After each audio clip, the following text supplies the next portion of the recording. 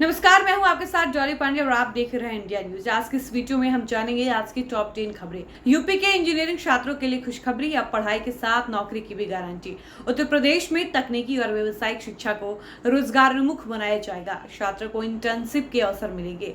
बस्ती, गोंडा, मिर्जापुर और प्रतापगढ़ के engineering college अगले सत्र से परिसर में चलेंगे। मुख्यमंत्री योगी आदित्यनाथ ने तकनीकी शिक्षा की समीक्षा बैठक में यह निर्देश दिए हैं। टाटा टेक्नोलॉजी के सहयोग से आईटीआई को आधुनिक बनाया गया है और छात्रों के लिए प्लेसमेंट भी बढ़ा है। दिल्ली चिड़ियाघर में एक और एशियाई सिंह शावक की मौत। दिल्ली चिड़ियाघर में बृहस्पतिवार को एक एशियाई सिंह शावक की मौत हो गई और यह इस सप्ताह के शुरू में शेरनी महागौरी के 4 शावकों में से दूसरी मौत है। चिड़ियाघर के अधिकारी के अनुसार नर शावक कथित तौर पर कमजोर और कम वजन का था तथा चिड़ियाघर की पशु चिकित्सा टीम ने प्रयासों के बावजूद उसे बचाया नहीं।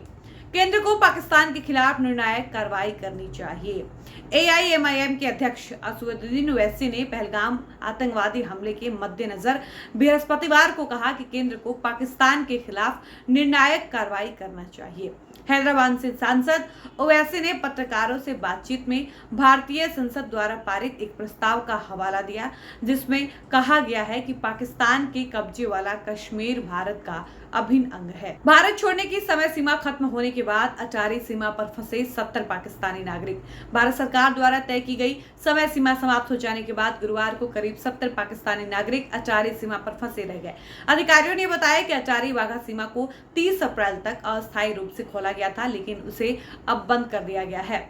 सरकार ने 22 अप्रैल को जम्मू कश्मीर के पहलगाम में पाकिस्तानी समर्थित आतंकवादियों द्वारा किए गए हमले में 26 लोगों की मौत के बाद पाकिस्तानी नागरिकों को भारत छोड़ने का नोटिस जारी किया था। इसके तहत विभिन्न वीजा श्रेणियों के लिए भारत छोड़ने की अलग अलग अंतिम तिथियां निर्धारित की गई थी। पहलगाम हमले में एक्शन ले सरकार। राहुल गांधी ने पहलगाम हमले को लेकर सरकार से एक्शन लेने की बात की।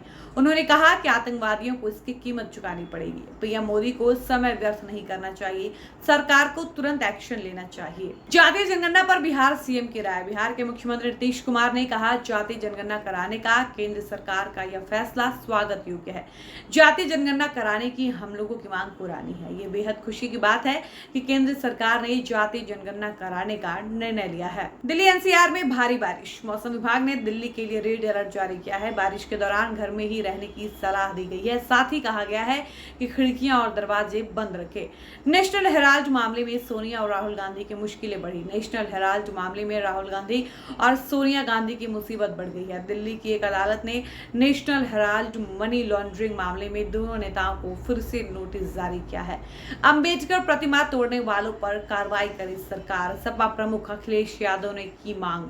सपा अध्यक्ष अखिलेश यादव ने कहा कि भाजपा का वोट कम हो रहा है।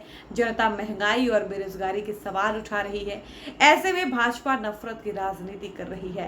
सपा अध्यक्ष अखिलेश यादव ने कहा है कि भाजपा सरकार को अंबेडकर जी की प्रतिमा तोड़ने वालों के खिलाफ कार्रवाई करनी चाहिए। उन्होंने आरोप लगाया है कि भाजपा के लोग ही अंबेडकर की प्रतिमाएं तोड़ रहे हैं, इसलिए वो कार्रवाई किस पर करें।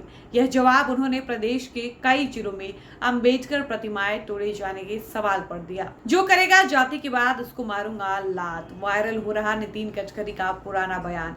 एक समय था जब नितिन गडकरी ने कहा था कि किसी व्यक्ति का मूल्य उसकी जाति, धर्म, भाषा या लिंग के आधार पर नहीं तय किया जाना चाहिए या उसके गुणों के आधार पर निर्धारित किया जाना चाहिए। हालांकि केंद्र सरकार ने बुधवार को कैबिनेट की बैठक बुलाकर पूरे देश में जाति जनगणना का ऐलान किया है। तब से नितिन गडकरी का यह पुराना बयान इन दिनों मीडिया में खूब वायरल हो रहा है और एक बार फिर से नितिन गडकरी को ट्रोल किया जा रहा है। तो ये थी आज की टॉप 10 खबरें। बाकी आपको आज की टॉप 10 खबरें कैसी लगी, अपनी राय कमेंट सेक्शन में लिखकर जरूर बताइएगा। फिलहाल इस वीडियो को हम यहीं पर समाप्त करते हैं। मिलते हैं नए वीडियो में। धन्यवाद।